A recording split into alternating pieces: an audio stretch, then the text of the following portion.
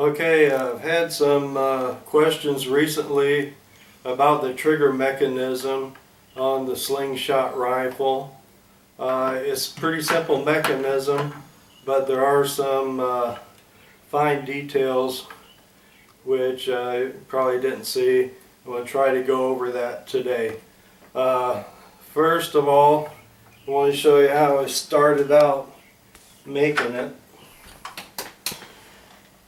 It was all cut from one piece of wood, just like this. That's what I started out with. Now to get my profile for the grip and everything, first I drew it out on cardboard and cut it out on cardboard. So we get into close detail here. Try to get up to where your hand feels about right when it's fully closed. Once you draw that and cut it out, then you can put it onto the board. You'll have to, can you get up here and kind of look down at it? The reason we use the cardboard is to figure out what kind of hinging system we're going to need, what kind of movement we're going to need on it. After you cut it out, you can put a tack in there where it would rotate right on the board. And you figure this is going to have to drop about that far to operate your plunger.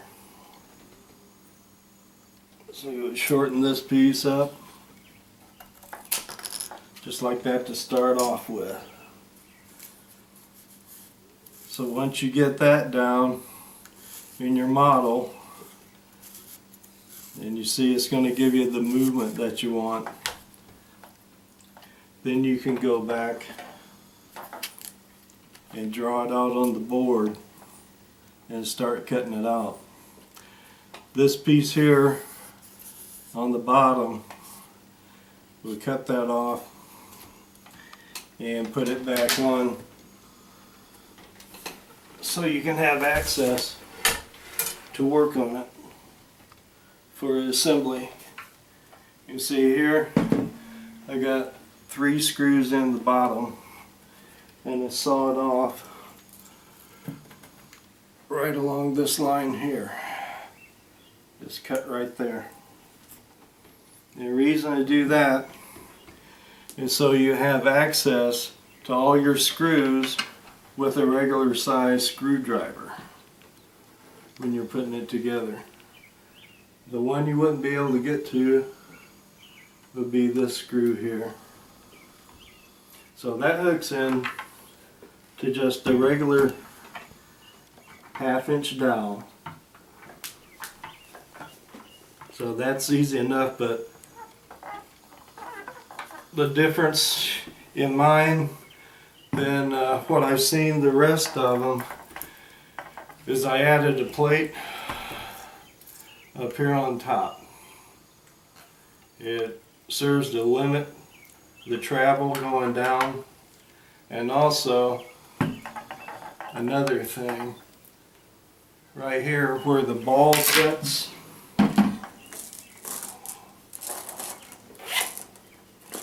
don't laugh at my pink purse, where the ball sits in the groove, that groove is made the same time you drill the hole for the dowel.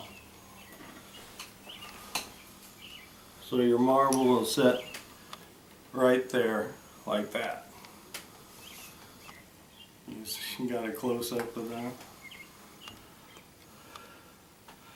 Now I tapered the sides of it down so that the pouch doesn't drag on the sides at all.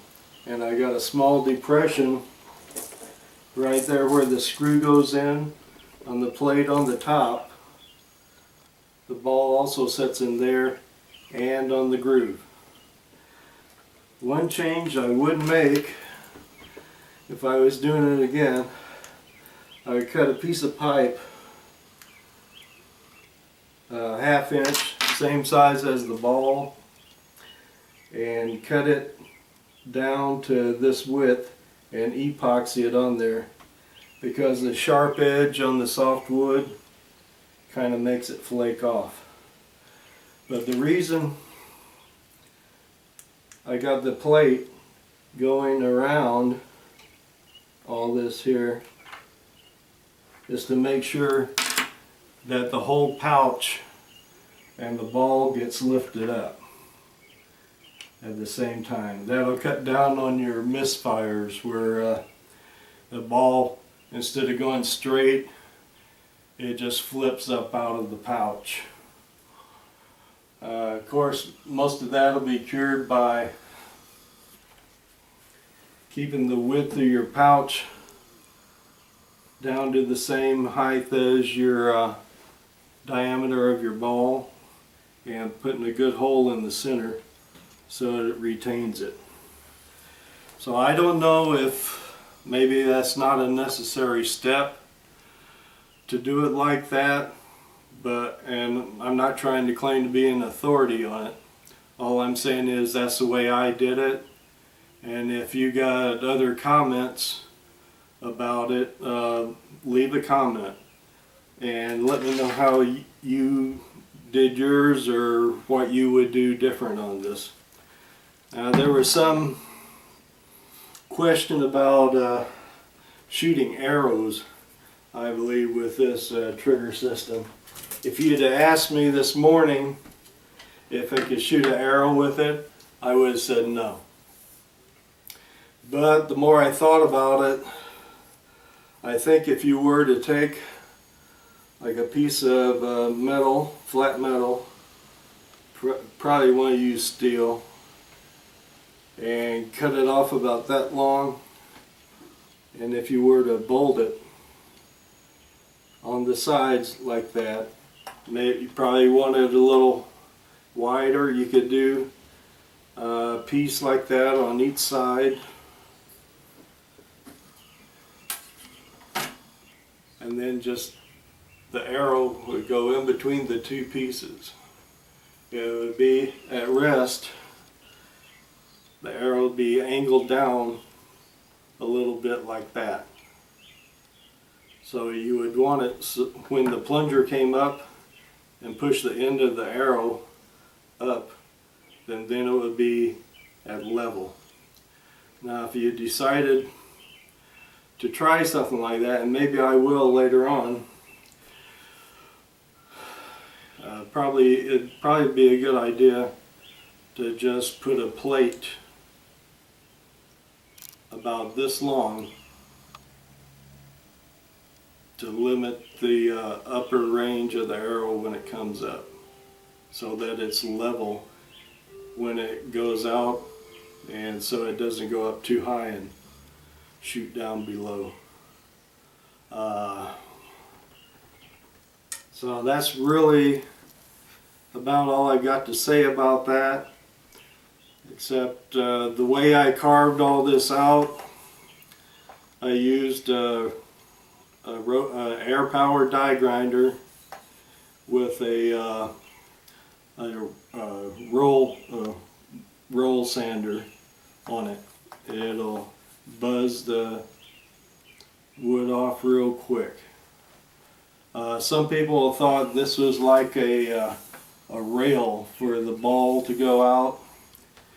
Well, the frame is up high enough that once it leaves the groove here, the ball never touches that.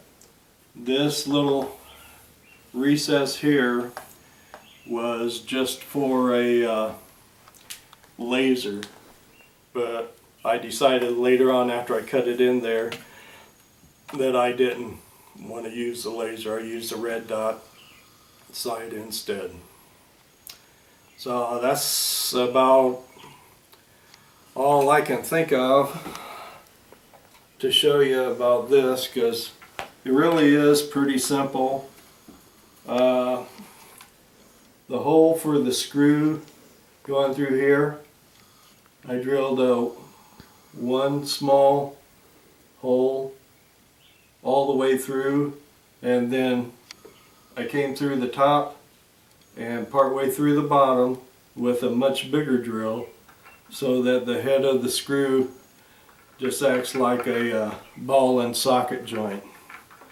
So that's how it's nice and loose there. So like I say, if you got any comments or questions about it, post them and let me know what you think. If you want to see any more details, we'll try showing you some more. So that's all I got right now.